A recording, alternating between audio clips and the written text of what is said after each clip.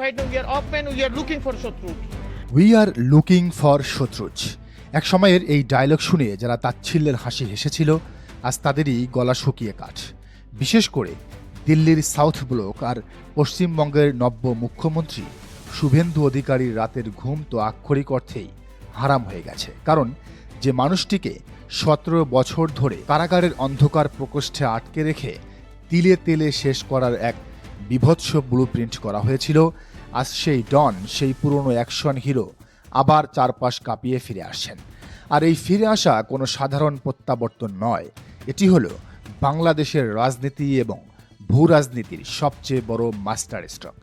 পশ্চিমবঙ্গের মসনদে বসার পর থেকেই মুখ্যমন্ত্রী শুভেন্দু অধিকারী বাংলাদেশকে নিয়ে যে লাফালাফি শুরু করেছেন, কথায় কথায় বাংলাদেশ দখলের যে ফালতু গলাবাজি করছেন, তার মোক্ষম দাওয়াই দিতে এবার মাঠে নামছে সরকার।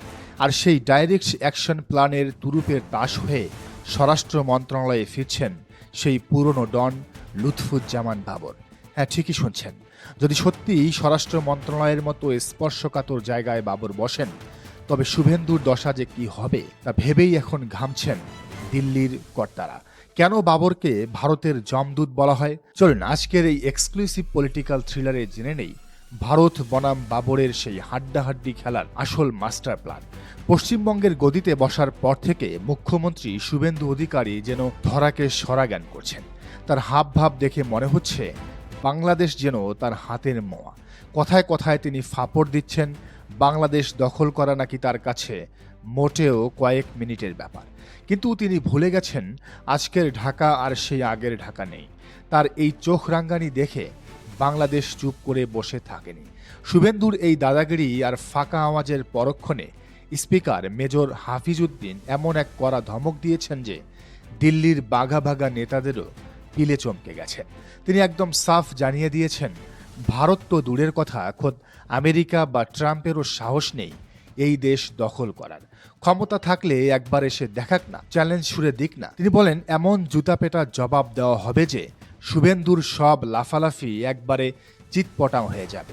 এক ধমেকেই শুভেন্দুর সব অহংকার যেন মাটিতে মিশে গেছে। কিন্তু কথার এই লড়াইয়ে নাস্তানাবুদ হয়ে শুভেন্দু অধিকারী অপমান লুকাতে নতুন এক নোংরা খেলায় মেতেছেন। নিজের রাজ্যের ভেতরের ঝামেলার দায় অন্যের ঘাড়ে চাপিয়ে নিজেকে খুব ভালো মানুষ সাজাতে চাইছেন তিনি। তাই মন্ত্রিসভার প্রথম বৈঠকেই তিনি এক অদ্ভুত এবং উস্কানিমূলক নির্দেশ দিয়েছেন। অনুপ্রবেশের ভুয়া অজুহাত তুলে মাত্র ৪৫ দিনের মধ্যে বিএসএফের হাতে কাঁটাতারের বেড়া দেওয়ার জন্য রাজ্যের বিশাল জমি তুলে দেওয়ার চক্রান্ত করছেন। নিজের আখের গোছাতে গিয়ে বর্ডারে নতুন করে এই যে উস্কানি তিনি দিচ্ছেন, তার এই কুকর্ম দুই দেশের সম্পর্ককে একেবারে খাদের কিনারায় ঠেলে দিচ্ছে।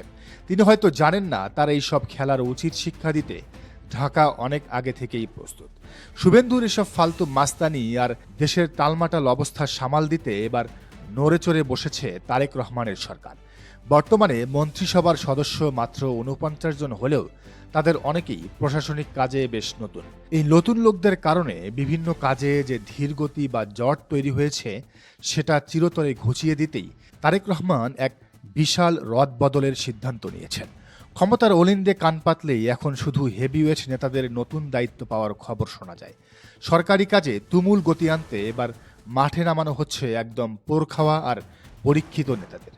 ডাকসুর সাবেক ভিপি আমানুল্লাহ আমান, গাজীপুরের KM ফজলুল হক মিলন, ডক্টর দেওয়ান মোহাম্মদ সালাউদ্দিন বাবু, টেকনোক্র্যাট কোটায় ডক্টর আসাদুজ্জামান রিপন এবং আরও কয়েকজন পুরনো, পরীক্ষিত এবং ভারত বিরোধী নেতা এবার সরকারে গুরুত্বপূর্ণ দায়িত্ব পাচ্ছেন। দেশের আইন শৃঙ্খলা পরিস্থিতি একদম লোহার মতো শক্ত হাতে কন্ট্রোল করতে এখন একজন রাফ অ্যান্ড টাফ ফরা মাথার লোকের খুব দরকার। আর ঠিক এই জায়গাতেই হিসেবের খাতায় সবচেয়ে বড় খেলোয়াড় হিসেবে উঠে এসেছে সেই পুরনো বসের নাম লুৎফুজ্জামান বাবর। তাকে সামনে এনে সরকার এমন এক মাস্টার প্ল্যান সাজিয়েছে যা দেখে চারপাশের সবাই থ বনে গেছে। এই বাবর নামটা শুনলেই ভারতের সাউথ ব্লকের কর্তাদের কপালে লাল বাতি জ্বলে ওঠে। কেন? এর উত্তর লুকিয়ে আছে এক দশক পুরনো এক রোমহর্ষক কাহিনীতে। যে মানুষটির গলার মাপ নিচ্ছিল ফাঁসির দড়ি, তিনি ২০২৬ সালের নির্বাচনে নেত্রকোনা ৪ আসন থেকে ১,২১,০০০ ভোটের বিশাল ব্যবধানে প্রমাণ করেছেন মানুষের ভালোবাসাকে জেলের চার দেওয়ালে আটকে রাখা যায় না। 17টা বছর একটা 100 পাওয়ারের বাল্ব জ্বলা ছোট্ট অন্ধকার সেলে আটকে রেখে যাকে পাগল বানানোর চেষ্টা করেছিল আওয়ামী লীগ সরকার, তিনি আজ জেলের তালা ভেঙে সাদা দাড়ি আর সাদা পাঞ্জাবিতে আগের চাইতেও আরও বেশি তীক্ষ্ণ এবং চালাক হয়ে ফিরে এসেছেন। 80-এর দশকের সাধারণ ক্যাসিও ঘড়ির ব্যবসায়ী থেকে 2001 সালে স্বরাষ্ট্র প্রতিমন্ত্রী হওয়ার পর তার স্টাইলটা একদম বদলে যায়। চোখে কালো চশমা, স্পাইক করা চুল আর জ্যাম কেয়ার ভাব তাকে রীতিমতো অ্যাকশন হিরো বানিয়ে দিয়েছিল। পাড়ার মাস্তানদের সাইজ করতে তিনিই গঠন করেছিলেন স্পেশাল ফোর্স র্যাব। তার দাপটে তখন সীমান্তের ওপারে বিএসএফ পর্যন্ত সবসময় ভয়ে তটস্থ থাকত।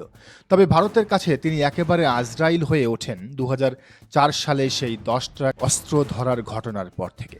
ভারতের গোয়েন্দাদের দাবি, বড় বড় রাইফেল থেকে শুরু করে রকেট লঞ্চার সমেত এই বিশাল অস্ত্রের চালান মূলত ভারতের ভেতরে ঝামেলা করা উলফা দলের জন্যই আনা হয়েছিল। তাদের ধারণা, বাবর এমন এক বস লেভেলের মাথা যিনি রাষ্ট্রযন্ত্র ব্যবহার করে ভারতের 7টি রাজ্য বা 7 সিস্টার্সে একেবারে আগুন ধরিয়ে দেওয়ার ব্লু প্রিন্ট এঁকেছিলেন। সেই দিন থেকে ভারতের চোখে বাবর মানে এক বিশাল বিপদের নাম, এক অলঙ্ঘনীয় রেড লাইন। বর্তমানে স্বরাষ্ট্র মন্ত্রণালয়ের মূল দায়িত্বে রয়েছেন দাপুটে নেতা সালাউদ্দিন আহমেদ। তাই অনেকেই মনে করেন বাবর মন্ত্রিসভায় ফিরলেও হয়তো শুরুতেই একেবারে ফুল পাওয়ার নিয়ে স্বরাষ্ট্রমন্ত্রী হবেন না।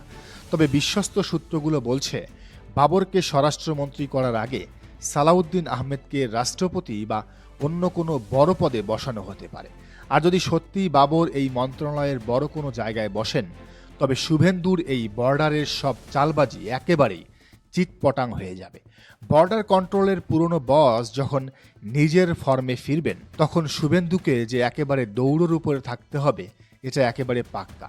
বাবরের মতো রাফ অ্যান্ড টাফ নেতার সাথে পাঙ্গা নেওয়া যে মোটেও ছেলে খেলা নয়, সেটা শুভেন্দু খুব ভালো করেই টের পাবেন। এর পাশাপাশি ভারত এখন আরও বিশাল স্ট্র্যাটেজিক ধাক্কা খাচ্ছে। ঢাকা আর ইসলামাবাদের মধ্যে 10 বছর মেয়াদী এক গোপন গোয়েন্দা চুক্তি এখন আর কোনো গুঞ্জন নয়, রূঢ় বাস্তবতা। এই চুক্তির ফলে ভারতের সেই পুরনো দাদাগিরির চরম ভরাডুবি করছে। পাকিস্তান এবং বাংলাদেশের এই কাছাকাছি আসা ভারতের 7 সিস্টার্সের নিরাপত্তা নিয়ে নতুন করে হাবুডুবু খাওয়ার জোগাড় তৈরি হয়েছে। ভারত এখন চারদিক থেকে শুধু প্যাচে পড়ছে। আগে সবার একটা ধারণা ছিল, ঢাকায় যে দলই ক্ষমতায় আসুক না কেন তারা সবসময়ই দিল্লির ইশারায় নাচবে। তারেক রহমানের সরকারও সেই পথে হাঁটছিল, কিন্তু হঠাৎ করেই দিক বদলে গেছে। তাই ভারতপন্থীদের সরিয়ে তারেক রহমানের সরকারে এখন ভারত বিরোধীদের বড় বড় জায়গায় বসানো হচ্ছে। দর্শক, এই বিষয়টিকে আপনি কিভাবে দেখছেন জানান মন্তব্যের ঘরে। আর এই চ্যানেলে নতুন হলে অবশ্যই সাবস্ক্রাইব করে বেল আইকনটি বাজিয়ে রাখুন।